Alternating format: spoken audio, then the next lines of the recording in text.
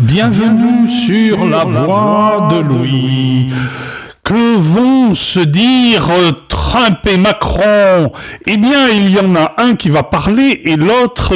Quand les types de 130 kilos disent certaines choses, ceux de 60 kilos les écoutent. Eh bien, le gars de 70 kilos l'écoute et Trump va rapidement interrompre le monologue de Macron qui ne l'impressionnera pas et lui expliquer comment les choses vont se dérouler. Les choses vont se dérouler sans les Européens, ni Macron, ni Starmer, ni les uns et les autres, et encore moins...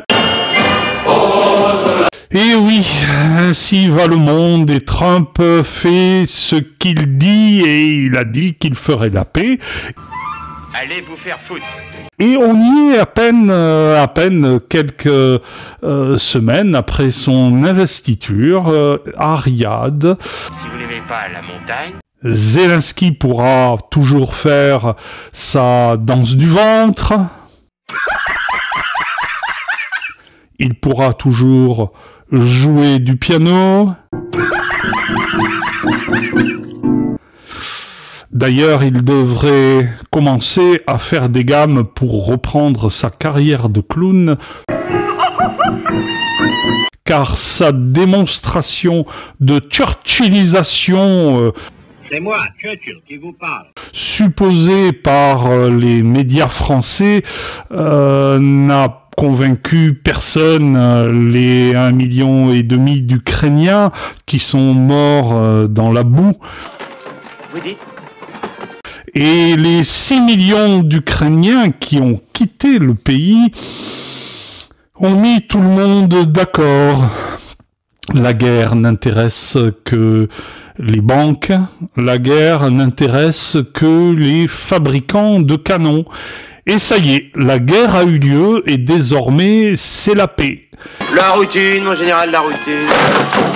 Les fabricants de canons ont eu leur pognon et maintenant ce sont les entreprises de travaux publics qui vont devoir reconstruire, enfin du moins la partie qui va rester ukrainienne.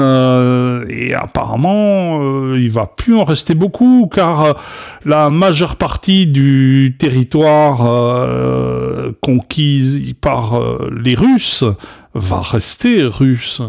Tout ça, vous l'avez appris désormais en grandeur nature. Jusque-là, vous et moi ne le savions, ne le supposions que au travers de nos lectures de livres d'histoire et de traités sur les guerres.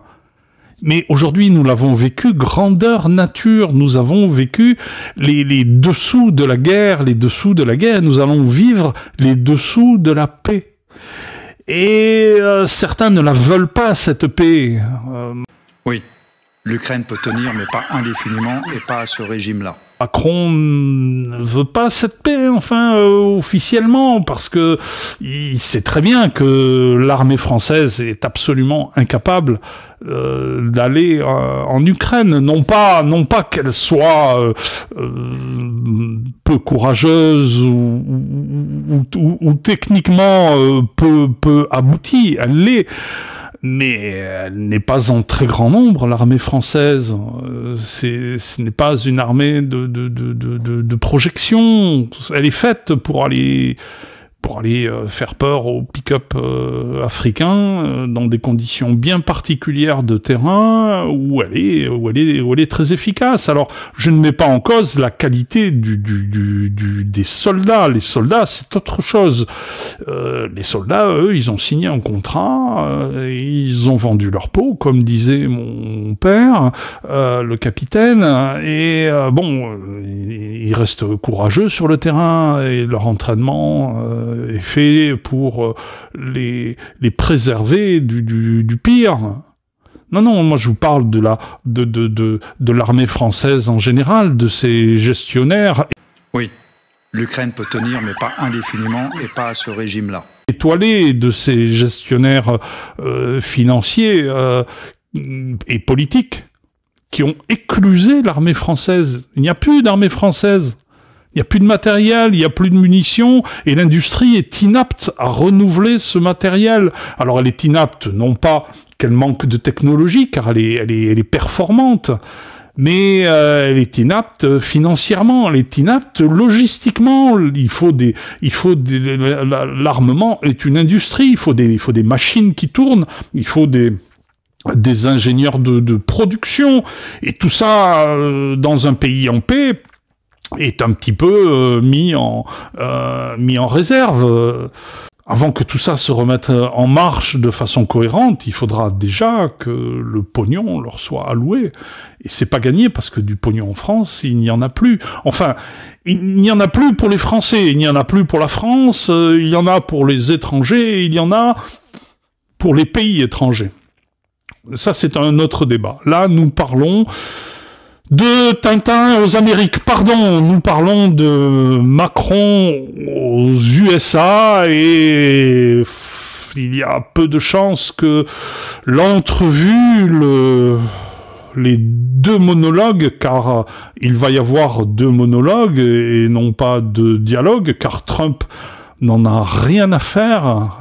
Il a des entrevues avec les chefs d'État européens pour leur dire clairement comment les choses vont se passer.